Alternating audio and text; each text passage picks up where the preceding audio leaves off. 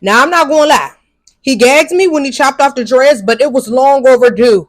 Okay, them dreads was hanging on by the hairs of his chinny chin. Okay, them dreads was hanging on for dear life, honey. It was time for them to go. No shade. Like, so yeah, hey.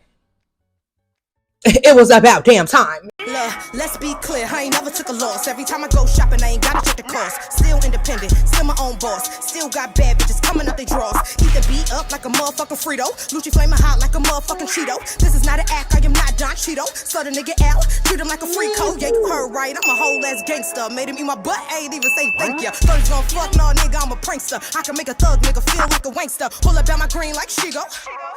What's up, Lucci gang? It's your girl Lucci V, and welcome back to my channel. I'm back with another video, and today y'all already know it's Wednesday, so I'm here with my WWE weekly recap. Okay, so if you would like to get into a little wrestling tea with me, then stay tuned to this video right here. But first, make sure you like, comment, subscribe, hit that notification bell, ding ding ding. Hello, my beautiful subscribers. Happy Wednesday. Let's go ahead and get right into the tea, honey. Okay, first and foremost, let's talk about Money in the Bank. Okay, now I did break down the women's Money in the Bank match on the Ring the Bell channel, so I'm not going to go into detail on here. Go ahead and watch me and DS and Paloma over on the Ring the Bell channel discuss the women's Money in the Bank match, and also Becky Lynch versus Lyra. Go ahead, head over there, you guys. So right now, I'm just basically gonna say the women's Money in the Bank match. I'm gonna just keep it very simple. Did not really enjoy it. I thought it was kind of dry. I do feel like they made the right choice picking Naomi to be Miss Money in the Bank, but the overall match just did not do it for me. There were not enough crazy spots. There weren't enough spots to make me be like, oh my gosh, like. I just was not giving it for me.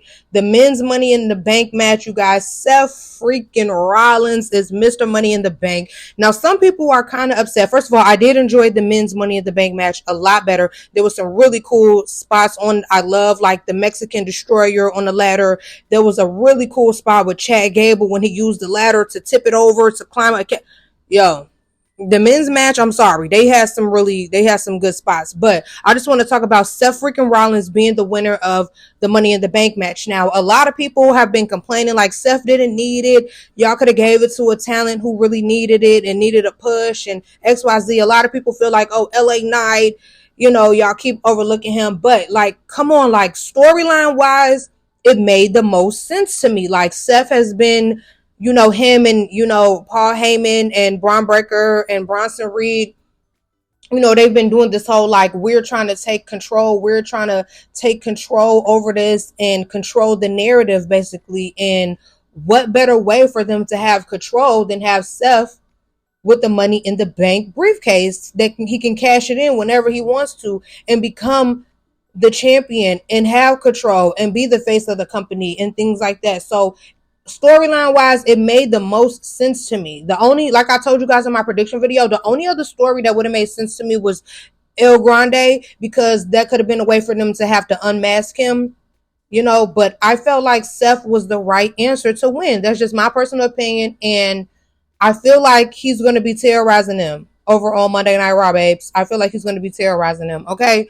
Now, speaking of Money in the Bank, we also saw during the main event, which was John Cena and Logan Paul versus Jey Uso and Cody Rhodes, we saw a return of R-Truth. Now, we know that last week or the week before that, whenever it was reported that R-Truth was let go and the audience was not happy, okay? They were hijacking WWE TV and chanting, we want truth during all the matches, and it was like WWE heard us, heard our voices, and they brought back R-Truth. R-Truth made his return during the main event. He attacked John Cena, and Cody and Jey took the W. Now, during the press conference afterwards, Triple H tried to make it seem like it was all a work and R-Truth was never really released and they worked us, and No, because my inside sources told me he was definitely really released and the people just were not having it. So WWE had no choice but to re-sign him. Don't try to play in our face like, oh yeah, it was just a work. It was no, it wasn't, babes. No, it wasn't. Stop playing. Okay. But we have him back. Now, speaking of having him back, on Monday Night Raw, he cut a very serious promo, which is, of course, not like R-Truth. And that is because he is back as Ron Killings, not R-Truth. He is back as Ron Killings. Okay. And during this promo, he took some scissors and chopped off his dreads. Now, I'm not going to lie. He gagged me when he chopped off the dreads, but it was long overdue. Okay, them dreads was hanging on by the hairs of his chinny chin. Okay, them dreads was hanging on for dear life, honey. It was time for them to go. No shade. Like, so yeah, hey. It was about damn time. Okay, now I'm so happy that R-Truth Ron Killings is back, you guys. Like, we need that. And I'm here to say that he needs a world title run. I'm sorry. Like, clearly the people love him. You know, like, that could be a lot of money for the company, and that could bring a lot of joy to us. We love him. He deserves a world title run. Like, stop playing in his face, baby. Like, he still could go. It doesn't matter how old he is. Like, he still can move in the ring. Like, he still puts on the show. So, yeah, I feel like he deserves a world title run. Okay? Now, another thing I want to talk about is I feel like they are setting up this feud between Rhea Ripley versus Tiffany Vakir, okay? And they were kind of hinting at it during the Money in the Bank match, I feel like. And I feel like that is going to be so good. Stephanie Vakir, y'all, she's so good. Like, it's you just cannot deny it. You know what I mean? Like, her star power, the way she wrestles, her whole aura, everything, like, she has it. She has it. Like, and when people were first like bringing her up, I'm like, who is this girl that keep hyping up? Because y'all know I don't watch NXT. So I'm like, who is this girl that keep hyping up? And baby, when she did that match against Io that night on Monday Night Raw, I was like, okay, they not hyping her. Like, the hype is real. Like, she really gets like that. Like, it's really crazy. Like, OMG. And speaking of Io Sky, Io has not had a title defense. Io has not really been in any programming. Like, what's going on with Io? I feel like, what's up? Like, Io won this title, and, you know, she retained her title at WrestleMania for what? For what? Like, y'all are not doing nothing with us. Like, come on, stop playing in Io face. Like, she is a beast. Maybe they're trying to wait for Evolution, but it's like, what are we waiting for? Put her in something. Put her on something. We've been having Jey and stuff. You know, Tiffany hasn't had a title defense either, but we've at least been seeing her in promos and seeing her in action. Like, we haven't seen Io. Quick little 5 seconds backstage. Like, that's not enough.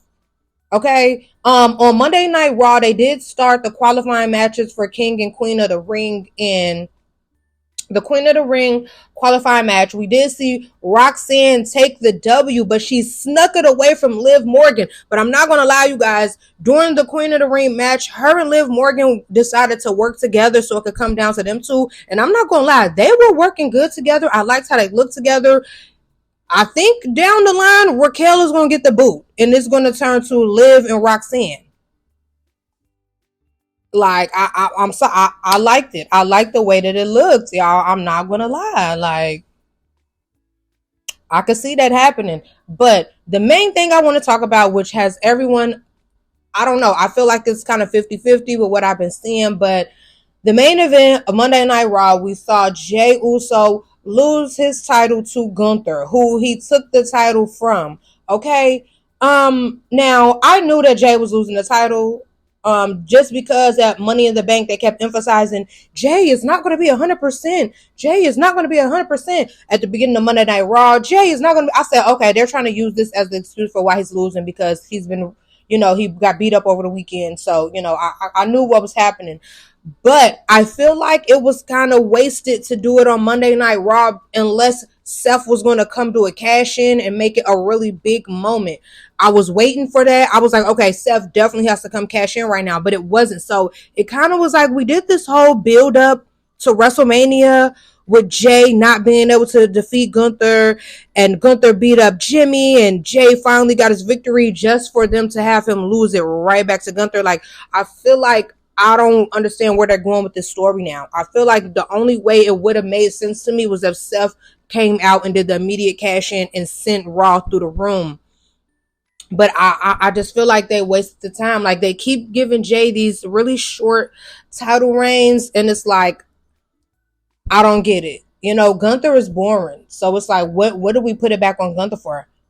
I don't know, you guys. Where do y'all think they're headed with this storyline? Because I'm really not sure at this point. Now, I did see an interview, or so, I don't know where it was from, but I saw like a clip, and they asked Jimmy and Jey, did they see themselves having another title run? And they said they did. So I don't know. Maybe they're about to put Jey back in the tag team situation. I don't know. I feel like it was a waste of time to have him win it from Gunther just to drop it back.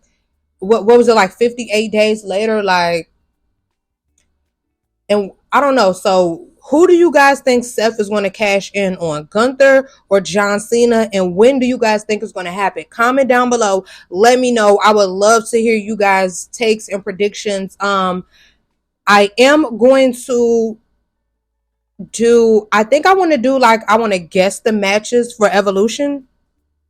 I think I want to do something like that.